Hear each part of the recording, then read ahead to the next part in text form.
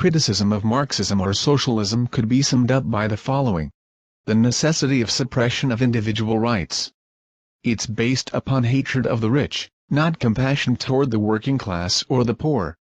It's based upon equality of outcome, which makes it pointless to work, because no matter how hard you work, you will end up with the same results, which are not so impressive, and are aimed at just lifting you out of extreme poverty, not transferring you to a comfortable, or luxurious life.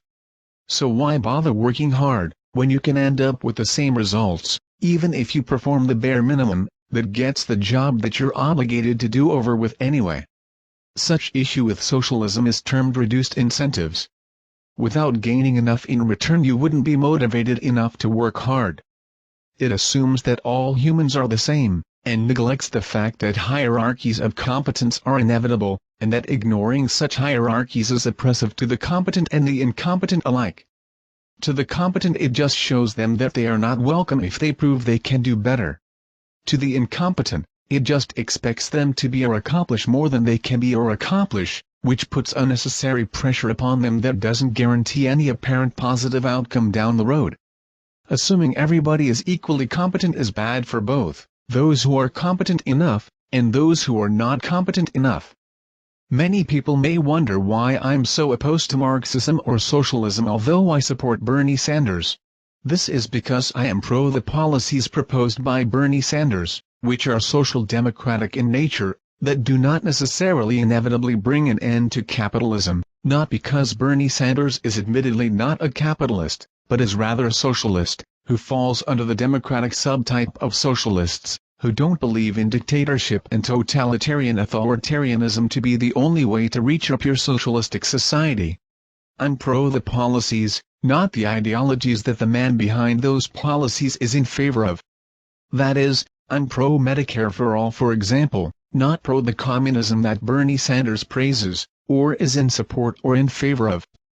Only a free market capitalist economy can produce the wealth necessary to sustain all the supposedly free stuff that people might feel entitled to in developed countries as human rights, that no one should be denied at the point of service, because of not being rich enough, such as healthcare, college and university education, etc.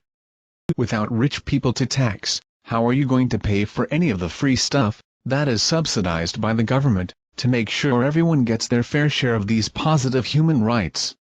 How could you hate on the rich, then turn around and say, we're going to offer everybody free college, by taking huge taxes from the ultra-rich class people? To get the free stuff, you have to create enough wealth, to generate enough tax revenue, to pay for everything the government gives away for free, to everyone in the country at the point of service. Without what capitalism builds, offers, or guarantees, everyone will just be equally miserable and destitute. Capitalism is based on human need. If something is needed by people, they'll buy it. And it will prosper. If they're producing something that no one needs, they will not thrive. That's how capitalism works. Good businesses do not provide products, goods, or services for themselves. They provide it for others. Criticizing big businesses making money through providing useless products or services isn't criticism of big businesses or free market economy. Free market economy or capitalism isn't making people bad, it's just exposing the bad nature of people. Fix that, and there would be nothing to criticize about free market economy or capitalism. The Marxist or socialistic criticism of capitalism is a criticism of the trivial or primitive aspirations of people, when they're offered the right or chance to choose what they want for themselves, instead of being told or forced to pick what is good for them, whether they like it or not. Materialism, assuming it's something that's really bad, is a reaction of the free market to what people really want with their lives, not what the free market is forcing upon people, by narrowing down the choices available to them, to what would inevitably shape people into becoming programmed slaves, who consume pointless and useless stuff all the time. Your argument isn't that people are buying what they don't want or need.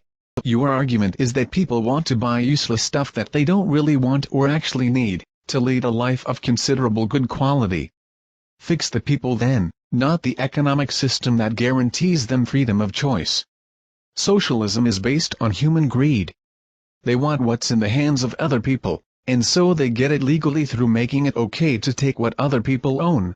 Socialism thrives upon abuse of terms like equality and democracy, while in fact it's based upon the absolute opposite of equality and democracy.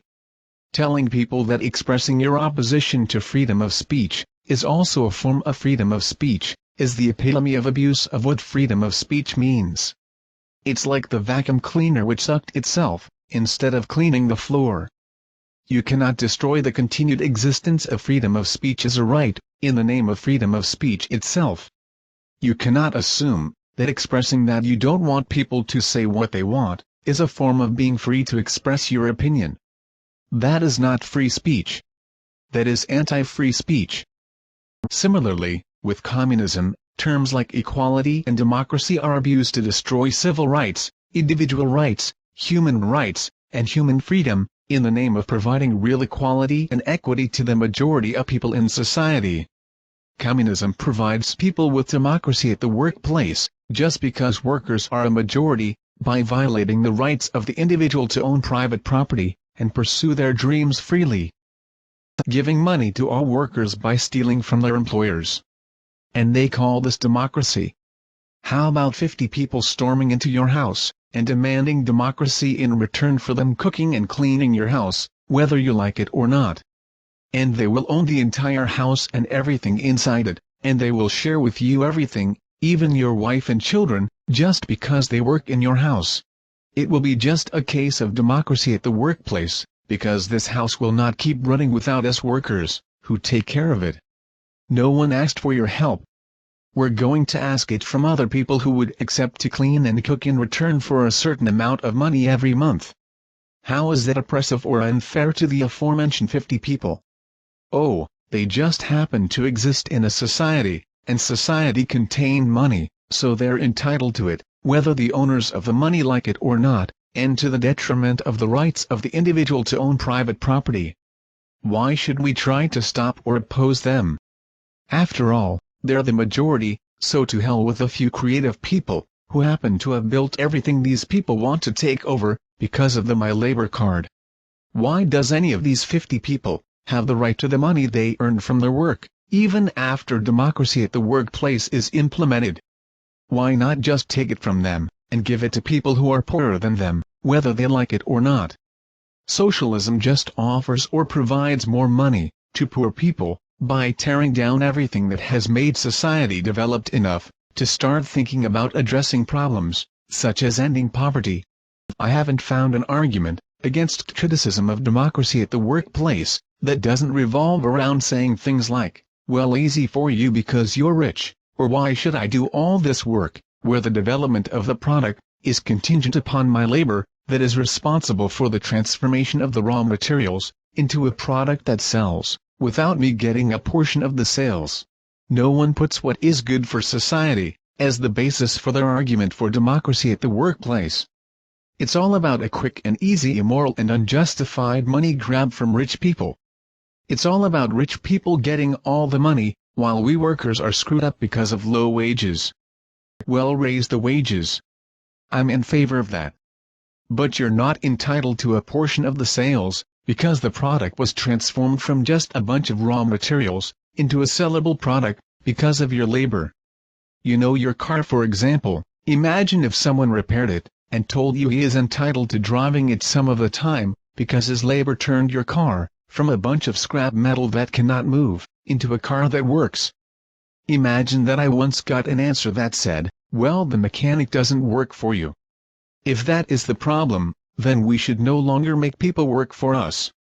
Just contracts that describe a certain amount or type of labor in exchange for money.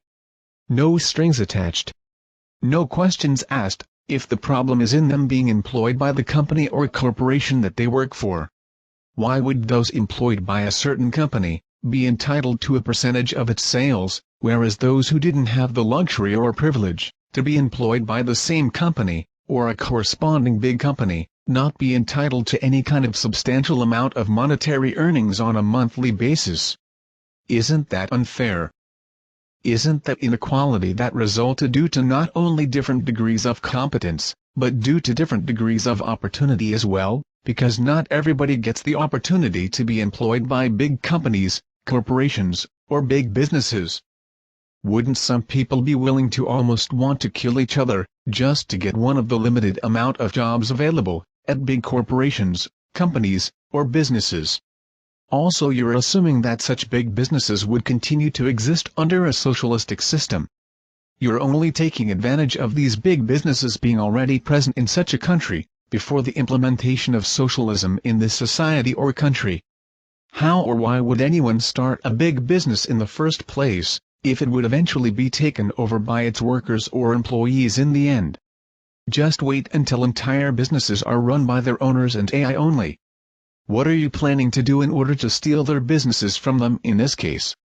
Under capitalism, the consumer, which is you, has the ultimate power. In fact, you vote by deciding where to spend your money. Whether or not you cast your vote on the wrong place, is the fault of no one but yourself, not the fault of free market economy or capitalism. In a socialist economy, the government decides what you are allowed to only get, from a limited supply of goods, products, or services it arbitrarily decided should be limited, instead of people making up their own minds about what they really want, through buying what they choose from the market. Notice that there are no socialist countries in Western Europe, and even if there were, this wouldn't change the fact that socialism sucks on so many levels. The Danish Prime Minister Lars Løkke Rasmussen says, "I know that some people in the US associate the Nordic model with socialism. Therefore, I would like to make one thing clear. Denmark is far from a socialist planned economy. Denmark is a market economy." Under socialism, the absence of a free market economy would inevitably lead to an authoritarian political regime. Notice that we're not advocating for capitalism, only because it's what's best for the economy, or because we're corrupt people. Capitalism is not only the best option for the economic growth of a nation, but it is necessary for maintaining maximum freedom of the individuals of the society as well. Any infringement upon capitalism is an infringement upon the extent to which you are considered to be really free as an individual. I'm in favor of capitalism not because I'm a rich oligarch, but because I'm pro-freedom of the individual, wherever this takes me. I'm advocating for capitalism, out of a genuine concern for the continued existence of our prosperity, freedom, development, and the greatness of our Western civilization. Please subscribe to my YouTube channel.